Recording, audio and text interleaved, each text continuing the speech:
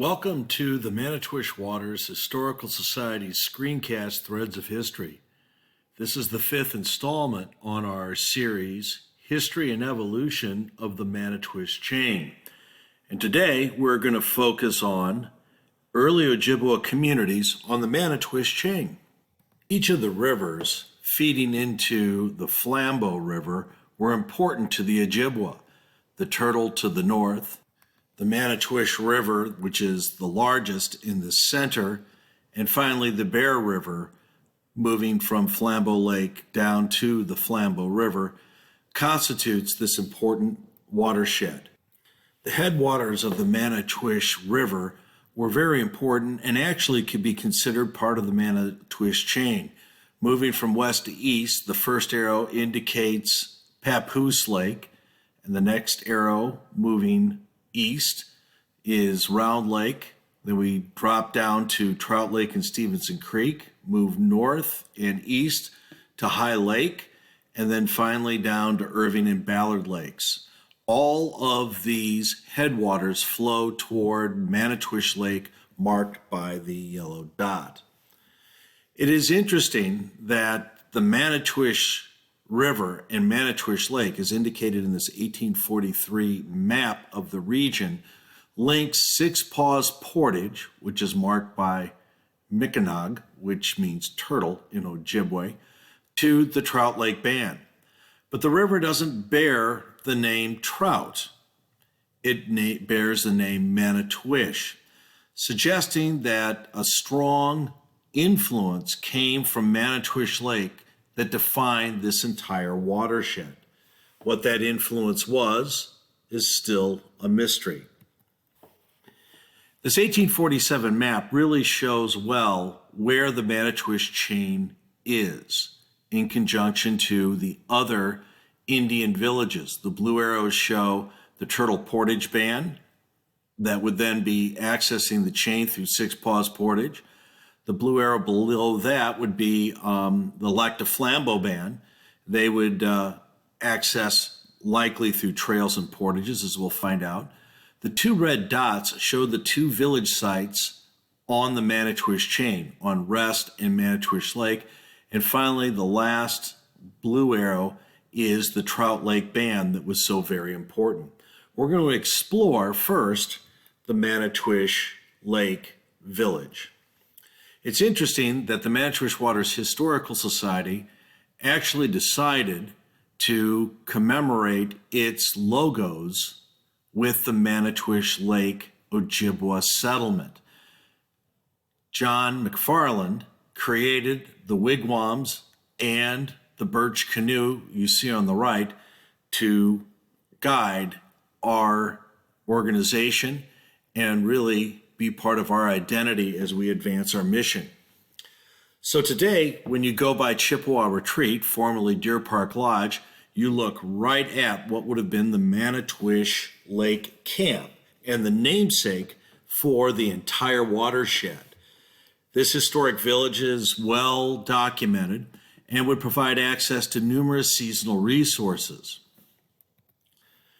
The iconic Manitou Island became the subject of many early legends. You can see an older picture on the right from about 1900 and a modern picture on the left.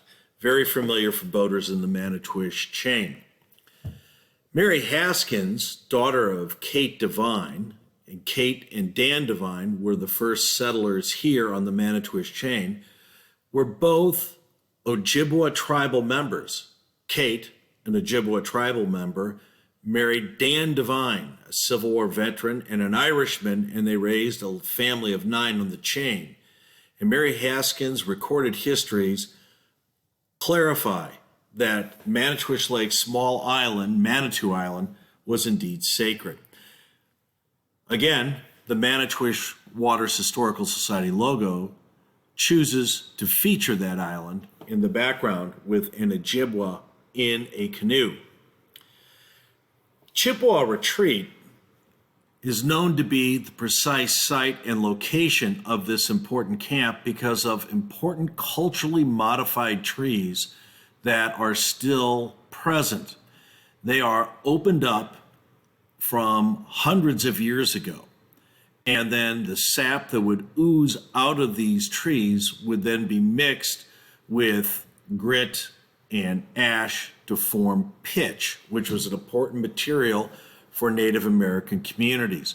To the left, you can see a document from a publication on the research of culturally modified trees. Note that these trees up around Lake Superior and in Minnesota are much smaller than ours. When sharing our photos from Manitowish Waters with the researcher, he indicated that these trees in Manitowish Waters that were used for pine pitch manufacturing would exceed 200 years and are among the largest. If you go to Chippewa Retreat, you can see these trees throughout the campuses, kind of leaving a demarcation of where this Ojibwa community was. Interestingly, these pine pitch trees are precisely where they conduct weddings today at Chippewa Retreat. And you look in numerous directions, whether back toward the clubhouse or toward the lake, you can see that these trees were utilized over and over again. Finally, if we look at a historic image from 1900 at Deer Park Lodge, you can see in the distance the same trees 120 years ago with those marks. Let's zoom in, and you can see the yellow arrows pointing on this pine pitch manufacture. Today, use your mind's eye and use this image from Lac de Flambeau and Wasaganing, Lake of the Torches, where they have their wigwams next to the George Brown Museum, and place those at Chippewa Retreat, and I think you would create very closely the community that occupied Manitowish Lake and defined the entire river system for generations. Deer Park Lodge's lakefront in these early 1900 pictures gives us some more insights. The image on the left, you can see those pine trees sticking up, and if you look to the image on the right, you can see the pines also coming out of the shoreline. Importantly, for boaters in Manitowish Waters, look beyond the boathouse on the image on the right, and you can see a sandbar and a stump sticking out as you would be moving toward what would be the Alder Lake Channel. That hazard still exists today. The next area that we're going to be looking into is the Rest Lake Ojibwa community, marked by the other red dot to the west, and with that portage that goes to South Turtle Lake above it. You can see the trail very clearly. Fox Island on Rest Lake is an undisputed site of an Ojibwa camp as well, and possibly the residence of Lac de Flambeau chief White Thunder. We know this from A.B. Gray's journal. As a geologist, he was traveling through this region from La Pointe to try to determine if there was mineral wealth here to be accessed. You notice how he says they entered Cross Lake and found the summer residence of White Thunder. And if you look at the small excerpt of the map, you see Cross Lake there, kind of in the center of the Manitowish Chain. So it's a mystery today. Where is Cross Lake? Well, let's look at a blow-up of the picture. There's probably 3 lakes in the chain that can kind of fit the bill for Cross Lake. I have personally gone back and forth on which is the proper lake to be aligned with White Thunder's residence. We'll see that from the Treaty of 1837, White Thunder was one of the signatories and was delineated as being a Lac de Flambeau chief. Most people in the Manitowish area probably don't know this, but actually Manitowish Waters was the township of Lac de Flambeau until about 1927 or 29, when it became Spider Lake. It didn't become Manitowish Waters until about 1939 or 1940. So really the identity of our community has been more with Lac de Flambeau than with Manitowish Waters. But White Thunder was a Lac de Flambeau chief and the first known resident, documented resident, in our community we call Manitowish Waters today. So using the 1878 watershed map here from the Allen expedition, take a look at the original lakes and their forms before the dam, and you tell me which looks like a cross to you. It's been debated that Rest Lake, Spider Lake, and Stone Lake fit the bill the best. Take a look at this 1862 original survey map of Rest Lake.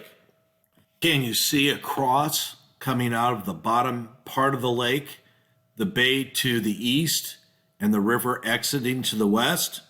Possibly. If you look at this document of Rest Lake that was done by the Allen expedition, you see the same kind of cross-like form, making it a candidate for Cross Lake. Looking at the same map, please follow the yellow arrow to a blow-up next to the peninsula that will ultimately become Fox Island after the dam is created. And note that it marks that wild rice was right there next to the Ojibwa village site.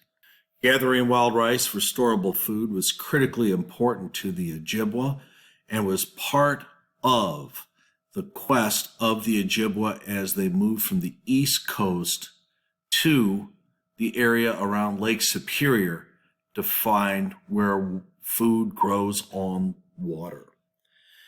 Thinking about the seasonal village that A.B. Gray cites in his journal, this would be an example of a summer village similar to that White Thunder would have occupied. White Thunder's residence may or may not have been on Fox Island. This is a matter of debate. What is not debated is that Fox Island was a site of an important Ojibwa camp. And as the dam was created where it is today by the Pea Patch, not where it was planned to be by the outlet of Vance Lake, where it would have been substantially bigger, numerous documents illustrate that the early dam in Manitowish waters substantially raised water levels from as much as 8 to 16 feet. This has a disastrous effect on the site that held the village on Fox Island, as this 1902 archaeological excavation of Fox Island indicates. Fox Island was about 20 acres big when it was excavated in 1902. Today it's under 9 acres, to give you an idea of the erosion. And the lake water was raised by the dam more than 12 feet. That's 4 feet higher than it's raised in summer today. It is important to note that the property on Fox Island is private, owned by Camp Jorn, and the property on Manitowish Lake at Chippewa Retreat are also private. And all materials in the lake are controlled either by those property owners or by the state of Wisconsin. No archaeological explorations can be done or artifacts taken from these waters without the permission of the property owners. I personally know each property owners, and they do not condone any disruption of their land by anyone. So please be good stewards of our cultural resources. If we take a look at this 1847 map, the yellow arrow shows an important portage from Rest Lake to South Turtle Lake.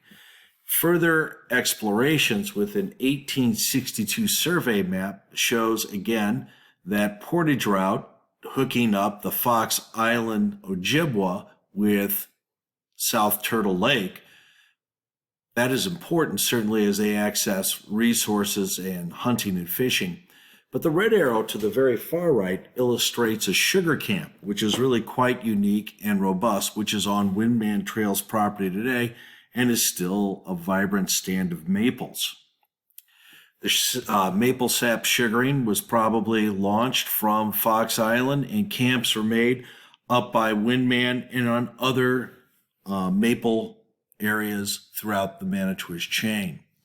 Today is kind of interesting if you look at County W on the right and the original survey map on the left, that County W almost precisely follows that old portage trail.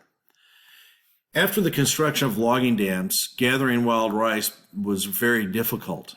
Big Lake, Rice Creek, Papoose Creek, Manitowish River, Trout River lost much of their wild rice.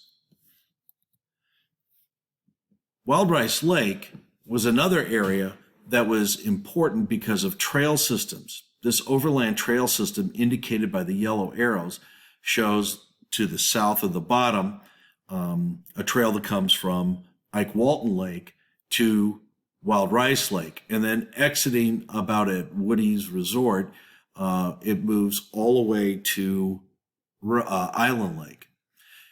You can see on the right a modern image with yellow in Google Maps showing the trail, and then an 1862 map put together from 4 different quadrangles that shows the same trail.